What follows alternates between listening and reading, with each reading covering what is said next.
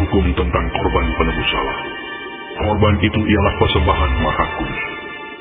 Di tempat orang menyembelih korban bakaran, disitulah harus disembelih korban penebus salah, dan darahnya haruslah disiramkan pada mezbah itu sekelilingnya.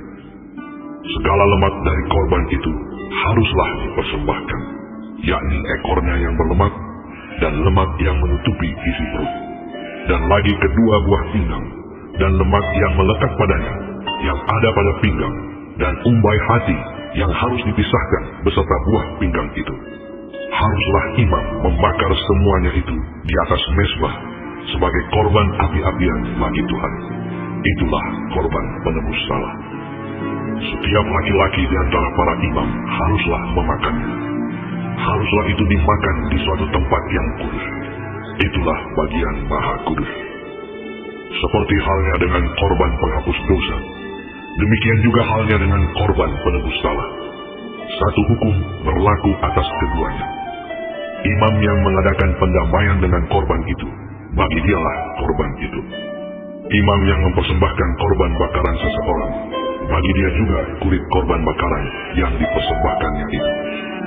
Tiap-tiap korban sajian yang dibakar di dalam pembakaran roti, dan segala yang diolah di dalam wajan dan di atas panggangan adalah bagi imam yang mempersembahkannya.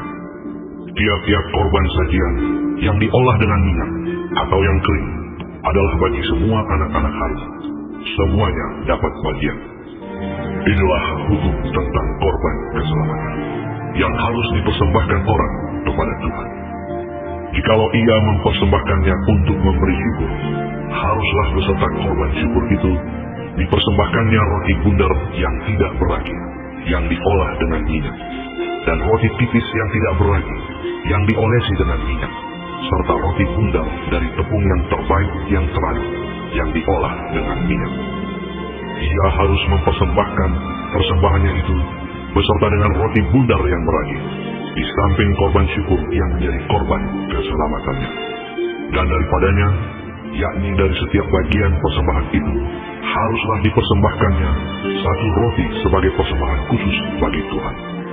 Persembahan itu adalah bagian imam yang menyiramkan darah korban keselamatan. Dan daging korban syukur yang menjadi korban keselamatannya itu haruslah dimakan pada hari dipersembahkannya itu.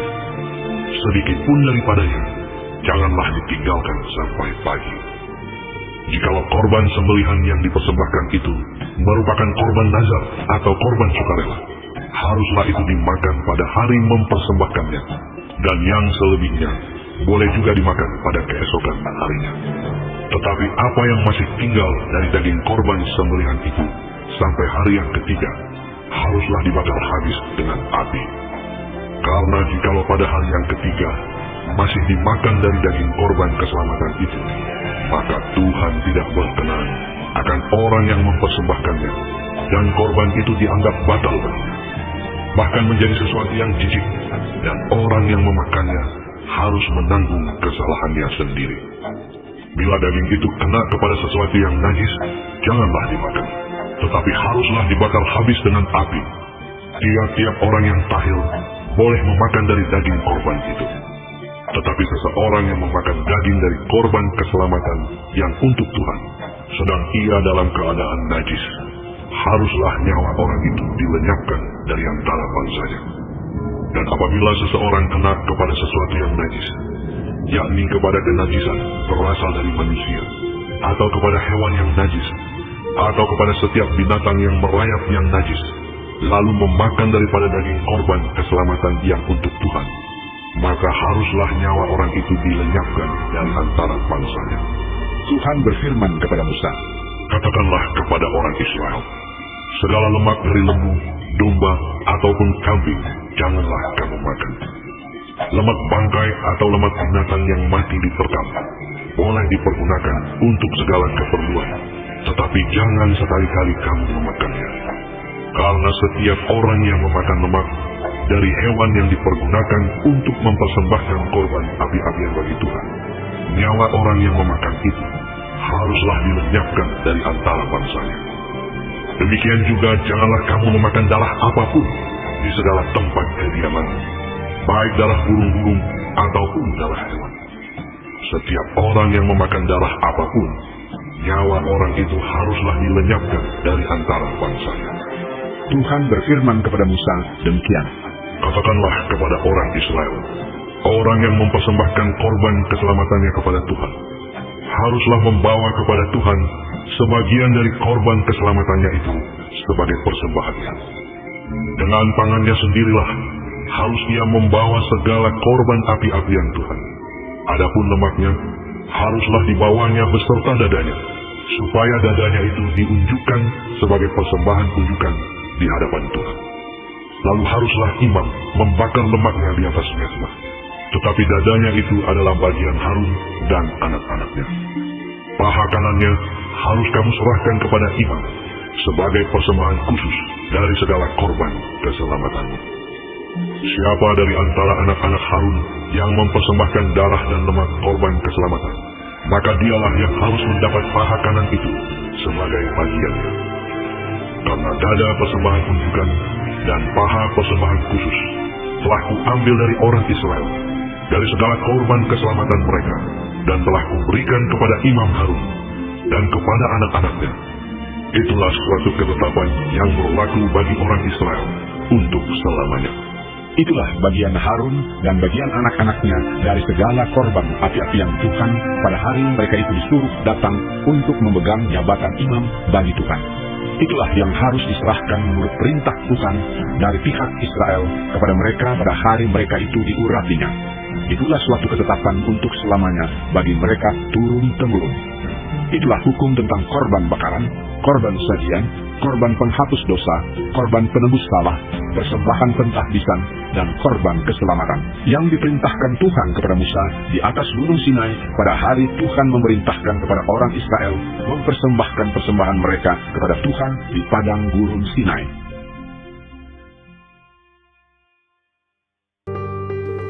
Tema perenungan kita saat ini, apa beda dosa dan salah?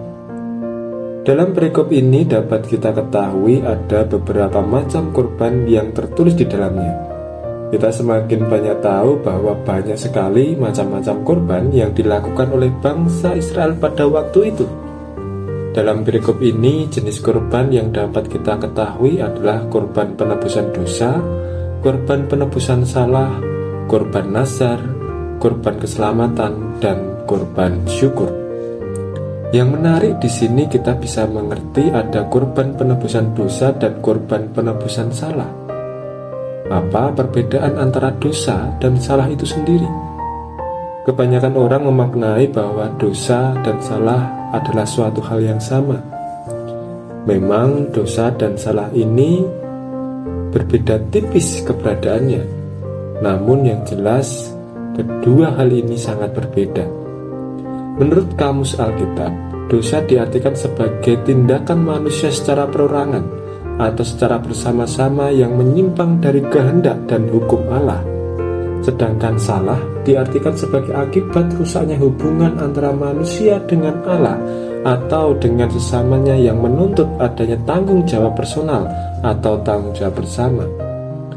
Dari dua pengertian tersebut, maka dapat ditarik kesimpulan bahwa dosa itu mengenai pelanggaran terhadap ketetapan Allah, sedangkan kesalahan ketidakharmonisan hubungan dengan Allah atau sesama manusia.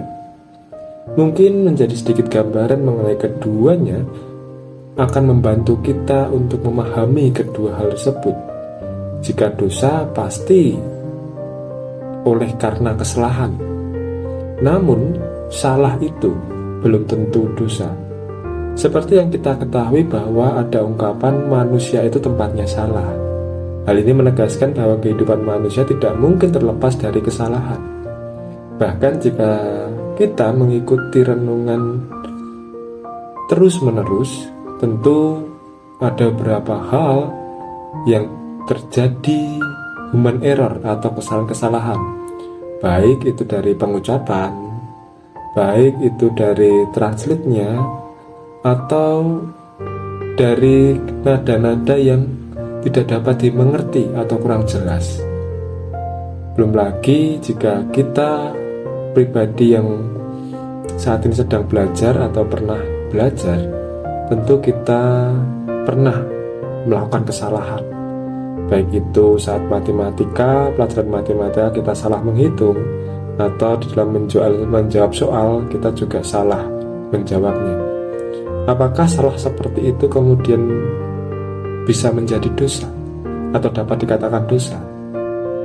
Di sisi lain, salah benar di dunia ini juga bersifatnya subjektif. Salah menurut kita belum tentu salah menurut orang lain. Namun yang perlu kita perhatikan bahwa kesalahan yang kita lakukan akan memunculkan penyesalan. Oleh karena penyesalan inilah maka ada korban penebusan salah. Dengan demikian rasa penyesalan saat ini, di saat kita melakukan kesalahan, maka kita akan menjadi pribadi yang semakin berhati-hati, semakin lebih teliti dan mau memperbaiki diri. Yang artinya mengakui, menyadari akan kesalahan kita akan membuat kita untuk terus-menerus berproses memperbaiki setiap kesalahan kita untuk menjadi pribadi yang lebih baik lagi, karena kita tahu bahwa setiap kesalahan itu akan memunculkan konsekuensinya tersendiri, walaupun tidak setiap kesalahan itu bisa dikatakan dosa. Kiranya Tuhan semakin memberkati kita. Amin.